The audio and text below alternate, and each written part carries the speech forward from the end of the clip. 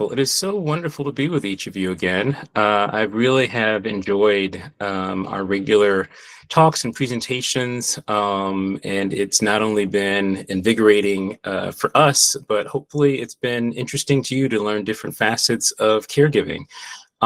So today I'm really excited because we're going to talk about kind of in the category of we continually at Caregiver Action Network want to make sure that we are supporting working family caregivers in a whole variety of ways. And one of those ways is knowing that we have resources on our website. We have the specificity around our caregiver toolkit. We have our help desk hotline, all of those things together. But also we really strive in order to provide information that can help caregivers right now. And sometimes that means being able to have really tactical information on what can I do in supporting my loved one, particularly when it comes to loved ones with perhaps navigating cognitive impairment. So that's going to be part of our chat today. But before I do that, I'll pause and make sure I introduce myself, because you may not know me if you've not been on one of these chats before where I've presented. So my name is Marvell Adams Jr. I serve as the CEO of Caregiver Action Network. Caregiver Action Network is a small not-for-profit based in DC with a national reach, and we support your organization with resources, presentations, webinars, and information around caregiving. And so just really delighted to have you with us here today. And my colleague that I'm going to introduce is Jessica Frederickson. And Jessica is the Director of Brain Health, which is probably one of my most favorite titles I've ever experienced at Goodwin Living. And Jessica is going to walk us through a really interesting and intriguing approach in engaging individuals with mild cognitive impairment. Jessica, I won't steal your thunder, so I'll save the rest for when you join us. But really just excited to have Jessica and as a colleague from Goodwin Living, which is a senior living community, family communities in Northern Virginia, but also just to learn about yet another way that caregivers can perhaps engage with and learn and navigate ways to be closer with their loved ones going through a cognitive change. So with that, I think if the next slide is, so what we're covering. Um, so one of the things that I want to make sure is just to share is, this is really organizationally for Caregiver Action Network. Each of us on our team have a caregiving story, and really most of you, and in fact, actually maybe all of you on this today have a caregiving story. And for me, I'm always interested to see different tools and ways to engage, not only because for my career, I've worked with older adults and specifically had an interest and focus around individuals going through cognitive change, living with dementia or Alzheimer's. But myself, learning once I came to Caregiver Action Network that I'd been a caregiver many times over my life. I was a caregiving youth when my mother had a stroke when I was in middle school, and really had a change in the sense of understanding that my after school was going to be not demonstrably different. And, understanding also growing up in a somewhat rural part of South Carolina, and also knowing that, when my parents didn't work, they didn't get paid. So really supporting her ability to recover was a big part of kind of my younger years as a teen. But also just recognizing that for each of our caregiving stories, there's such a uniqueness to them. And so, for the things that we'll talk about today and that Jessica will lead us through, just understanding that this is really one piece of how caregiving can be seen, and one aspect of supporting someone that may be going through cognitive change. So we really just appreciate you guys being with us today. As always, we welcome you to put comments in the chat. And we will make sure to save a little bit of time towards the end for question and answer.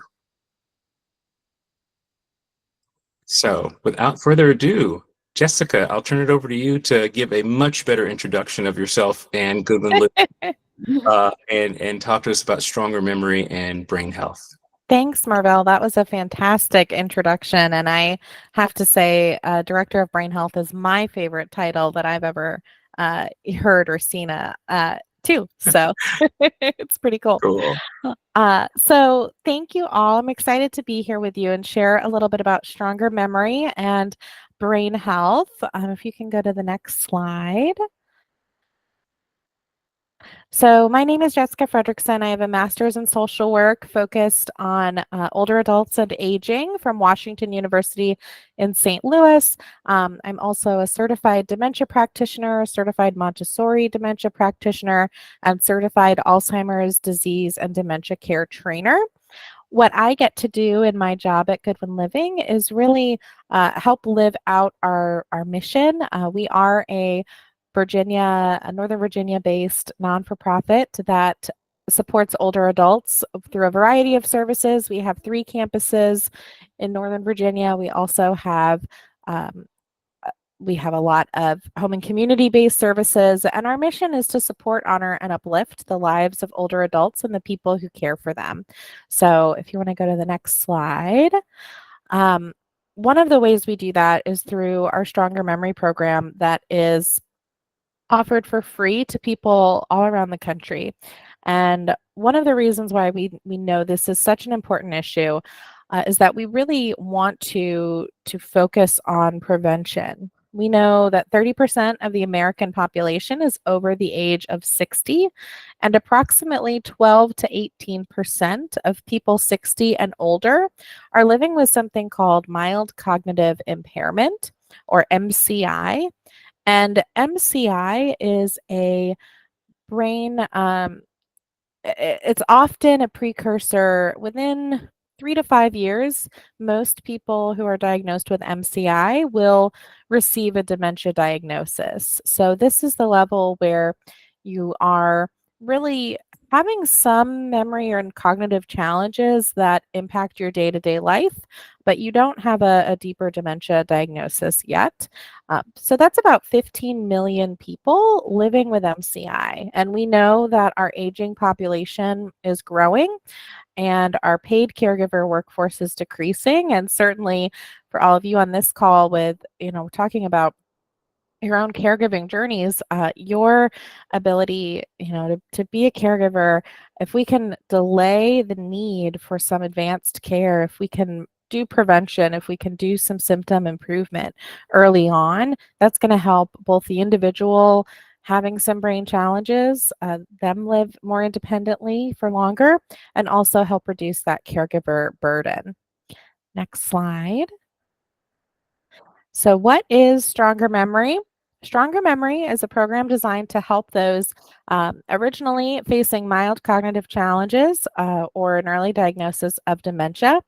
We have made, adaptations. You can really tweak this program so it fits best for you and whatever you need. So we have a lot of participants who have Parkinson's that do the Stronger Memory exercises.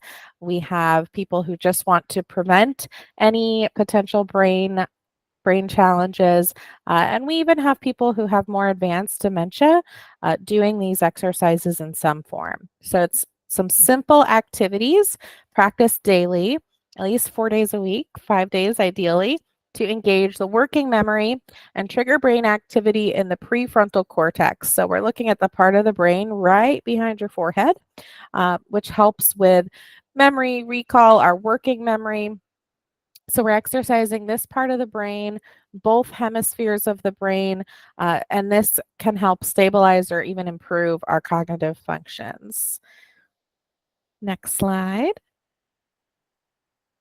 So what are these 3 exercises? They are reading aloud, writing by hand, and doing simple math problems for at least 10 minutes each, 5 days a week.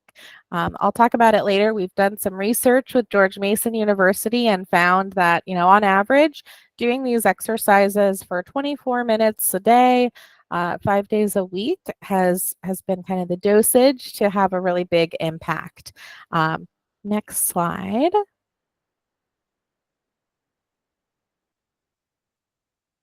We have so far, we have shared Stronger Memory with people all across the country through the National Village to Village Network, through Maryland Department of Aging, and it's really something that we want to share with as many people as possible. We have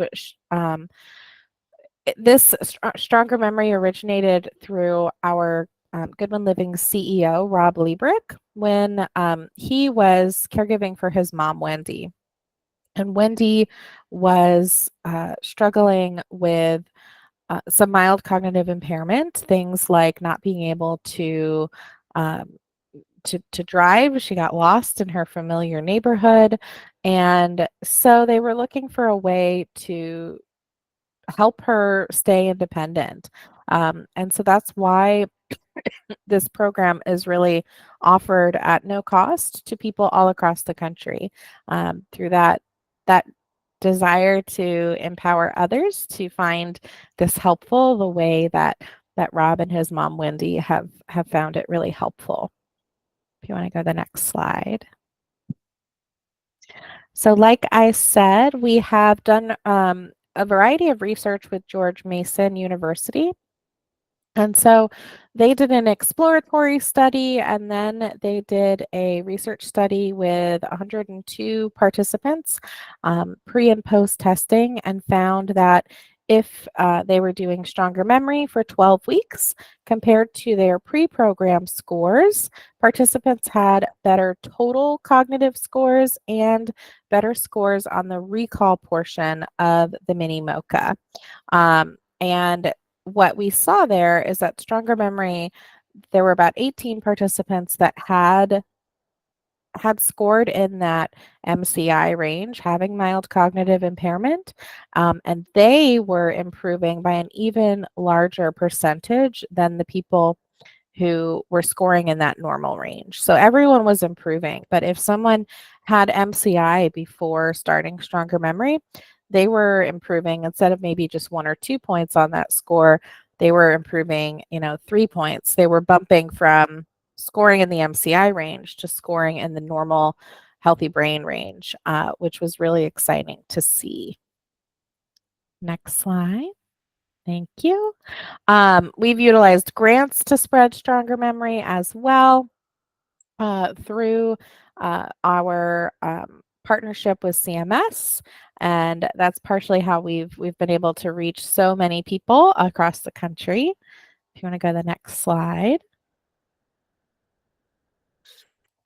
This is what I really love to talk about the most, is our positive impact and how we have really made a difference in these in caregivers and individuals' lives. So this first quote is from Anne Marie Ryle. She's a caregiver program manager in Baltimore County, and they started offering Stronger Memory with their caregiver groups. And in this way, it was really something that participants, people and their caregivers were doing together. So she said, it's great to know we can be a positive resource for people concerned about memory loss or dementia by offering a free virtual program to caregivers who said they needed and wanted something they could do together. Now, this is an engaging part of their day where they're spending time together. So I talked about the 3 exercises: reading aloud, writing by hand, and doing simple math quickly. The reading aloud is something you can read anything you're interested in. We recommend reading something that you're already doing. If you already read the newspaper, that's a great place to start.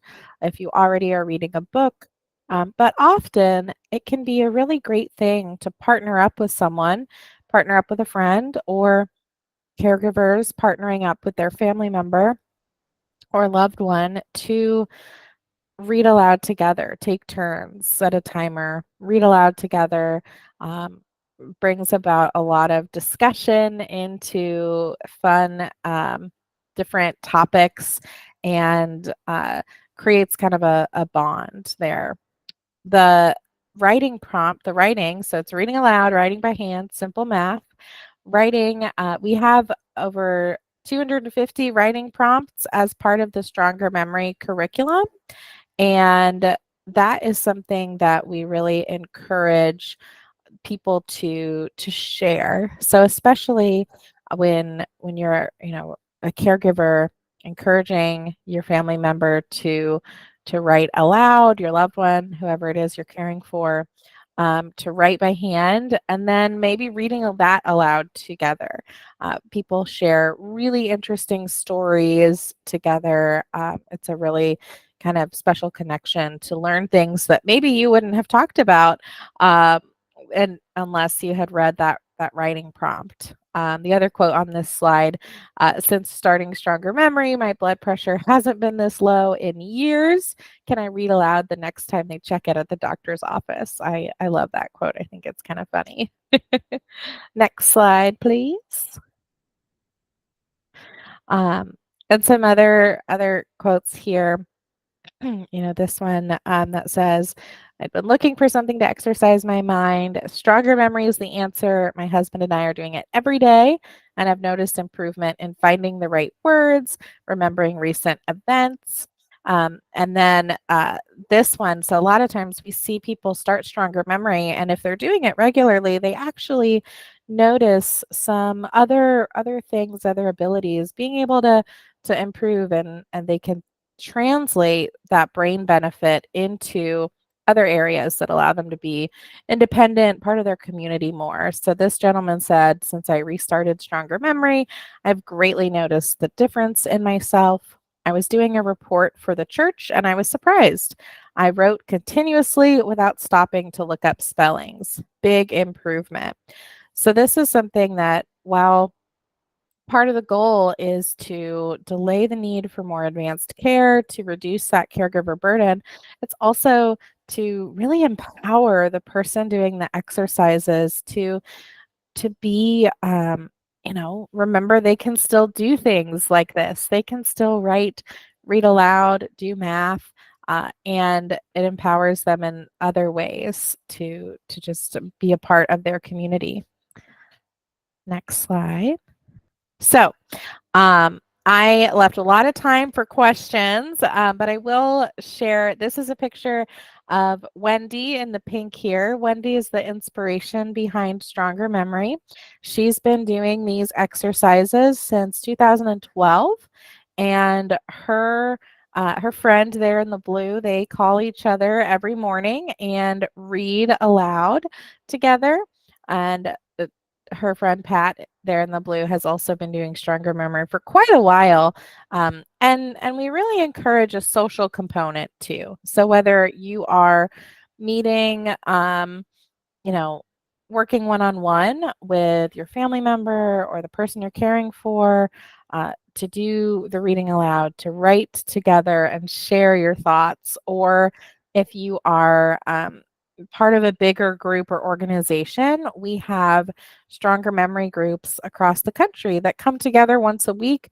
We have some brain health lesson plans that you can read about different parts of the brain and memory, different health habits for the brain, and we provide training for that too. We're always around to answer questions, whether you are doing it one-on-one with someone or whether you are taking it to your community, and interested in doing kind of a larger group.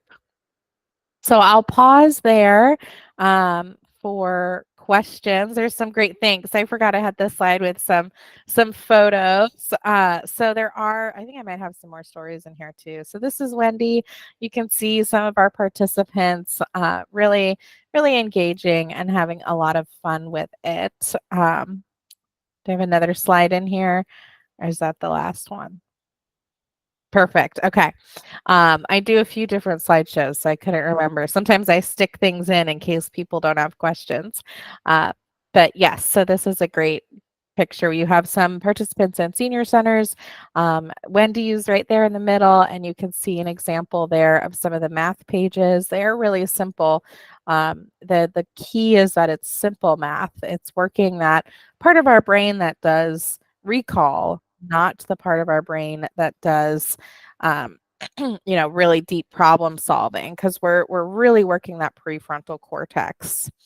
I saw some questions come through the chat, and then I also I see a hand up. So Nicole, I don't know if you want to pose questions to me or if Sure. you want me to read. Yeah. So I don't know, and I can ask Marvel this too. It looks like we have one person that has their hand raised, and we do have a few questions in the chat as well. Do we Yeah. want to do questions now, or do we want to kind of wrap some things up by just pointing folks to some of our resources and then get into question and answer? Do you have a preference? Yeah, I would recommend just that we do question and answer now, and then just be cognizant of time to have a few minutes towards the end just to talk about additional resources from Caregiver Action Network, if that works for Jessica. Yeah, that sounds great. Cool. Great. Nicole, could you guide us through the questions that are in the chat?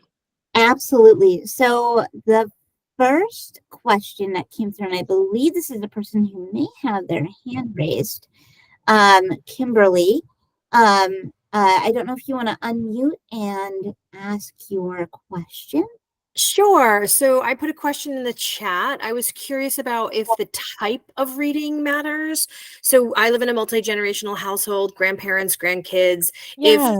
we're reading children's books, like, does that count? And maybe just quickly the question about math, does it count if we're doing like math in the grocery store? Like we often talk my granddaughter through like, oh, this is on sale. How much is this? Or if you add this and that up. So if you could that would be lovely to know. Thanks. Over. Yes, absolutely. Thanks, Kimberly. So the type of reading doesn't matter. Children's books absolutely count, especially if they're doing that intergenerational reading. That socialization just boosts that benefit. So absolutely, that's a great thing to read aloud. And it's really the consistency. So similar answer with the math. The type of math doesn't matter in the sense of, you know, uh, if it is kind of counting or simple problems. What really the key with the math though is having some focus. So doing flashcards or doing a math page, sitting down and having, 5 minutes, 10 minutes of kind of consistency with the math, and that speed is really what we're working on. And with both of those, both the reading aloud and the math, it's about that consistency. So if you can do it for about 10 minutes each, 5 days a week, that's going to have the biggest benefit, is that consistency. Great question. Thank you. And Diana, I think that last little bit that Jessica had mentioned around the time, because you had said 10 to 15 minutes, Yeah. 4 to 5 days. Yeah, so it's about we recommend it's really between 20 and 30 minutes a day total, is going to have the best benefit, since there's 3 exercises: the reading aloud, the math, and the writing. To simplify that, I usually tell people about 10 minutes of each exercise. That doesn't need to be 30 minutes all together. You can do, and a lot of people do this way, they'll do the writing maybe in the morning, the reading aloud, reading the newspaper before lunch, and then they'll do the math in the afternoon. So you want to set aside, a set 10 minutes you're doing each activity, but you don't have to do all 3 activities in a row. You could fit them in different parts of your day and break it up into 3 groups of 10 or 3 groups of 7 or whatever, however many minutes you want to do to get up to that total of, 20 to 30 minutes a day. Perfect. One question, and this was also from Diana. She asked, in the 3 sections that you have kind of outlined, she asked if crossword puzzles kind of fit into any of those 3. Yeah, that's a great question. Crossword puzzles are not going to help with recall, so they're not going to help improve our working memory. I will say, I love crossword puzzles. I do them. They're great. It's definitely working our brain and keeping our brain engaged more than if we're just sitting watching the TV. What crossword puzzles really help us with is vocabulary and spelling. So it works those areas of the brain. It doesn't count in terms of the reading aloud, writing by hand, or simple math because we're really working our recall and our working memory with that part of the brain. But crossword puzzles are great for vocabulary and spelling. Shoot, I know.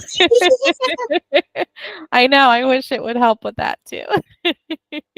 Um, there's a question from Marilyn.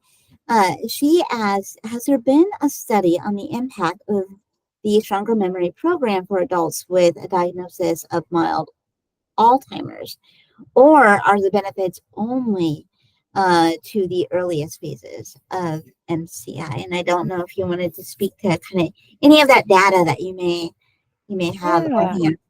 Absolutely. That's a great question. Certainly, yes. Originally, there was original research on these types of exercises that was done out of Japan.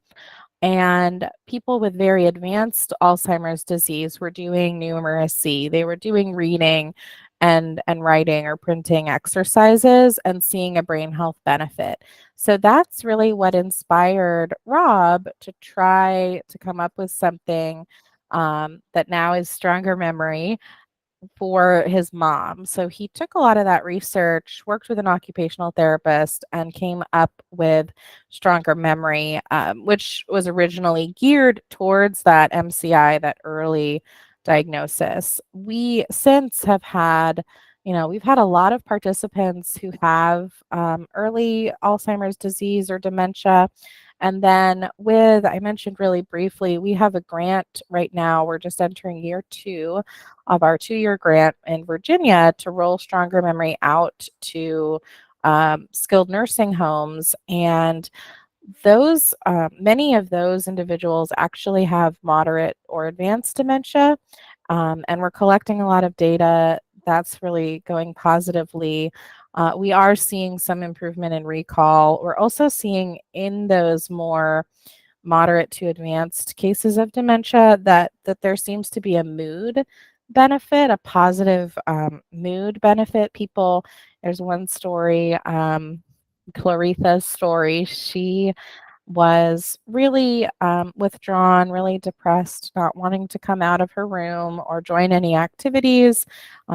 She would get very frustrated and tense. She would fight with the staff when they wanted to help, get her ready for the day, help try to engage her in the community. And they made her a deal. They said, just come one day to Stronger Memory. And if you don't like it, we won't make you come ever again. But just try it. And she came to Stronger Memory, really enjoyed it. There seems to be, something kind of empowering. I've worked with people who are doing the really simple first stages of the math that are just single digit addition, and they do that page and they're like, oh wow, I didn't know I could still do this. This feels really good. So Claritha went to Stronger Memory. She had a great time. And as the weeks went on, she one day, this woman who had been very depressed, had not wanted to come out of her room, had been fighting with staff when they would try to get her up and get her dressed in the morning. Staff walked into her room and she was already sitting up in bed and said, hurry up, we've got to get me dressed and ready because I have to go to Stronger Memory today. So we've seen a lot of great stories in all levels of dementia and brain change. We also have some participants too who are looking at it maybe more for that neurodivergent lens, or they're having some challenges with TBIs, traumatic brain injuries, things like that. I have ADHD, so that neurodivergent ability to focus, sometimes I sit down and do the math, and it really helps me out, especially if I have to speak or anything like that. I do the math right before, and it can be really helpful. So we're seeing lots of different ways that this can impact the brain in a positive way. Fantastic. Yeah, and that was definitely echoed, I think, in one of the quotes that you had shared. That positive kind of impact on mood, and no, it's just something kind of different and fun that you have to look forward to in your day. Yeah. A couple of other questions that I want to hit on. Now, Martha had asked about resources that have been presented here, being shared with the group. Now, one of the things that from our end, we make sure that the recordings are available. All the recordings for these webinars are available on usaidcaregiverscan.org. So you can always go back and listen to the presentation again. Jessica, if maybe we want to connect really briefly after the presentation, and it can just be some emails to see if there's anything that we can include, either as kind of like, links for folks to check out more info that we can put with our description that we add into the webinar recording. That would be fantastic. Yeah, absolutely. And we have the workbook available online for free at strongermemory.org. We have it available in English and Spanish. We do offer right now only the English version you can purchase just at cost. If you really want a printed copy, a lot of people choose to just download it and print it off themselves. There's no no copyright limiting anything to be able to print that off and print as many copies as you need. So we really want to make it accessible. And with any questions, I saw some other questions here too about, how can you find a group near you? We do have a list of our partners. So you can always email us at strongermemory@goodwinliving.org. And we can do our best to let you know if there is a group near you, or if there's not a group near you and you'd like to maybe start one. We can give you some ideas for who to reach out to and provide the training and tools for that. Amazing. Yeah. Thank you, Jessica. I think in looking at the chat, the last questions that I want to hit on here, and they're kind of connected. So Brian and Miriam, I'm going to kind of lump your questions together, but they're kind of echoing some of the things that you've hit on a little bit previously. Brian asked about Sudoku, and if that is something that could be applicable for kind of those math practices. Yeah, so Sudoku is not going to do the same thing for the brain that the really simple math does. We're really I know it's boring, but it's really helpful to do those simple math facts because we're really not working the problem solving part of our brain. We're working that recall of, oh, I know 2 + 2 is 4. 2 + 3 is 5. It's working that recall. That being said, Sudoku has other great brain benefits because it is that problem solving. It is that kind of dynamic puzzle solving ability. And so when we're doing something like Sudoku, we are working our neuroplasticity, which is a big word for basically our brain's ability to grow and be flexible. So doing Sudoku is going to help you grow that neuroplasticity. So then the next time that something happens and you have to change the way you do something, or let's say, you break your arm and you have to learn how to, this is an extreme example, but you break your dominant arm and you've got to learn how to do some stuff with your other hand. Something that's working your neuroplasticity is going to make your brain more primed to deal with change and to relearn things like that. Great. Yeah, and I think that's such a, and like I said, I think it also, people who do crossword puzzles, I know that now there's a number of just like different games that you can download on your phone that are like word find, Yeah. and different kinds of kind of games like that that are supposed to, have that behavioral impact, but also help with some other things as well. But I really appreciate you kind of specifying like this is really what this is targeting and how it's building on some of those things. So excellent. What the last question that I have here, and this is from Miriam, kind of connected to some of these more logistical pieces of how this works, but wanted to know if reading aloud needs to be done by the person with dementia or Alzheimer's, or if it's also effective if someone reads to them. Yeah. Someone reading to you is really good, is a great benefit.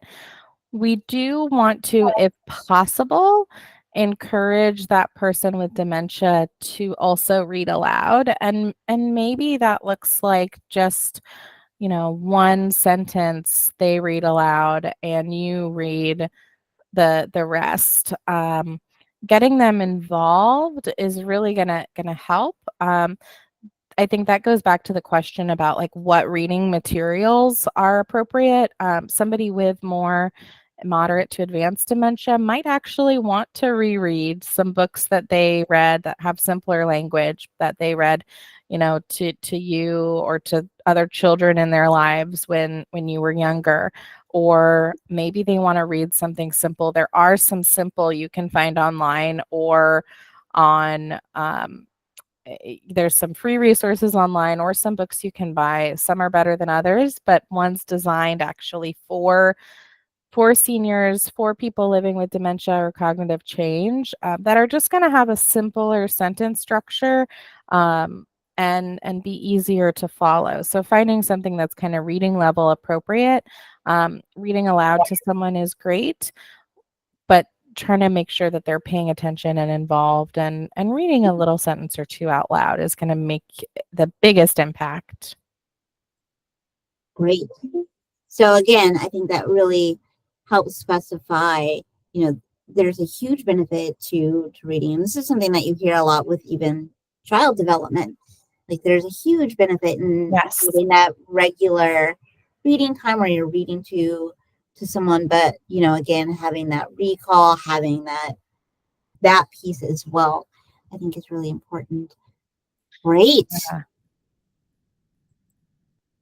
I think those are all of the questions that had come through in the chat at this point. Of course, if you guys have any follow-up, we're going to get to that now of how you can reach out to us. But again, I will reiterate that the recording of the webinar will be available on the USAID website. So you can always feel comfortable going back and refreshing there. So I'm going to turn us back to Marvell if you want to walk us through kind of a wrap up here. Yeah, sure. So just wanted to bring your attention to some of the resources that are available to you beyond what we shared today regarding stronger memory. So one of those, so as a part of USAID, you have a dedicated help desk that you can call. If you have questions, really, we serve as kind of a single port of entry. So that can be about different types of programming or resources for you supporting your loved one. That could be that you have a question about a Medicare D bill that came in the mail and not sure about what the copay is, or looking for residential services or in-home services for your loved one. But this is provided directly to you and a specific resource for USAID beyond just our public facing caregiver help desk. And so we invite you to participate, but also you can reach out, and I think Catherine put it in the chat, www.usaidcaregiverscan.org is also a dedicated spot for you to find additional information. One of the things that you can take advantage of as well is we have been doing ongoing training and webinars around really an immersive learning platform that we have gained in partnership with a company called Embodied Labs. And they refer to it as empathy-based training. And essentially it provides the opportunity for individuals, anyone to step into the shoes as best they can of the person they may be supporting. And the lab, as they're calling it, or the experience that we're working with right now, is the Beatrix Lab. And it puts an individual in the shoes or in the perspective of embodying Beatrix, who is a middle-aged Latina who is a decades-long teacher, but also experiencing, when you first meet her, the early stages of Alzheimer's, and then you journey with her, as her, throughout her experiencing different symptoms of it. But we're providing a no-cost module, and we're going to be doing this on an ongoing basis, but the next opportunity is going to be Thursday, July 11th at 12 p.m., and you are welcome to go to our website for more information on how you can sign up. All right. And I'm just going to put in the chat here a link to submit to a feedback survey. Your feedback is so valuable in helping us develop these webinars. Help us know what kind of topics and information you all are hungry for. Because that's why we're here. We want to be able to provide you the information and the resources that you're looking for. So whether it's something that is, folded into a webinar like this, or it's something that maybe we look to add into one of the sections on the USA Caregivers Can website, your feedback is really helpful. So I have just put the link in the chat. So please take just a few moments. It's a very, very short survey, and let us know, how impactful this was, and topics that you may be looking forward to in the future. And here's all the contact information. I know that Marvell hit on some of these as well. The website for USA Caregivers Can. This is the number for help desk, but there's a help desk link on USA Caregivers Can too with all of that information. And you can also reach out to us if you just have any specific questions, whether it's about something that we covered here or one of the resources on the website. I know that you can reach out to staff care, but you can also feel free to reach out to us at info@caregiveraction.org. I promise, even though it's an info email address, it does get read. Myself and another colleague and I tried to stay very much on top of the info emails. So your questions, your pleas won't be lost. So please feel free to reach out. Jessica, thank you so much for taking the time today. We really appreciate it. It's such an amazing approach, and it's sometimes we forget that sometimes the one of the better approaches can come to us from different places, and knowing that this is rooted in some programming in Japan that also made its way to Rob when he was in the great Northwest of the US, and then made its way to the East Coast. So now we're making it all over the globe with this talk with USAID. So just thank you so much for taking the time today. Really appreciate it. Thank you so much. It's been such a pleasure to be here. Please reach out with any other questions. And yeah, I just really love this opportunity to talk with the Caregiver Action Network. Everything, all the resources you have are amazing as well. I've heard a lot of great things about the Empowered Labs work too, or Embodied Labs work as well. So that's a really great resource. Yeah, thanks so much. All right. Thank you, everyone.